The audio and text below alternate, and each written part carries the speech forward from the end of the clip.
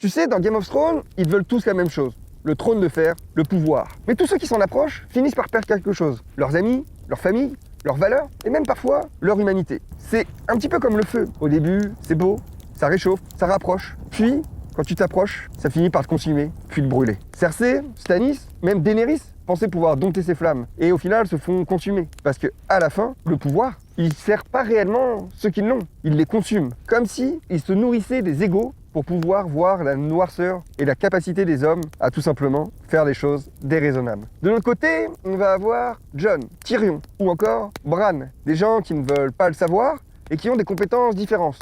Jon, le courage, le devoir, la bravoure, avec un adage, le devoir et la fin de l'amour. Alors, tous ses intérêts personnels vont passer en second plan. C'est pour ça qu'il effectuera un geste tragique. Cependant, ce geste l'empêche d'accéder au pouvoir, car tout simplement, il a enfreint une loi principale qui le rend inéligible. Alors, il nous restait 2 candidats. Et c'est ça le message que R.R. Martin veut nous dire. Tout d'abord, on avait Tyrion, difforme, qui lui rigolait, profitait de la vie, expérimentait, puis se tourne vers le savoir, apprend à conseiller et comprend que l'important n'est pas de commander, mais de savoir ce qu'il ne faut pas sacrifier pour perpétuer le cycle, perpétuer le royaume. Et de l'autre côté, on a Bran. Bran qui, lui, devient l'omniscient, l'omnipotent, celui qui sait et qui voit tout. Et le choix de R.R. Martin à la fin, attention spoiler, c'est de mettre Bran sur le trône.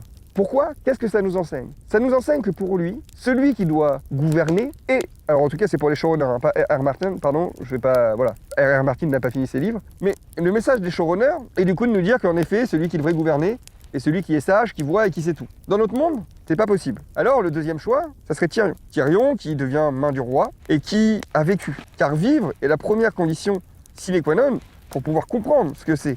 Et donc gouverner. Avec ces 2 expériences, cette richesse du savoir et du vivre, Tyrion serait alors le meilleur roi, le meilleur gouvernant.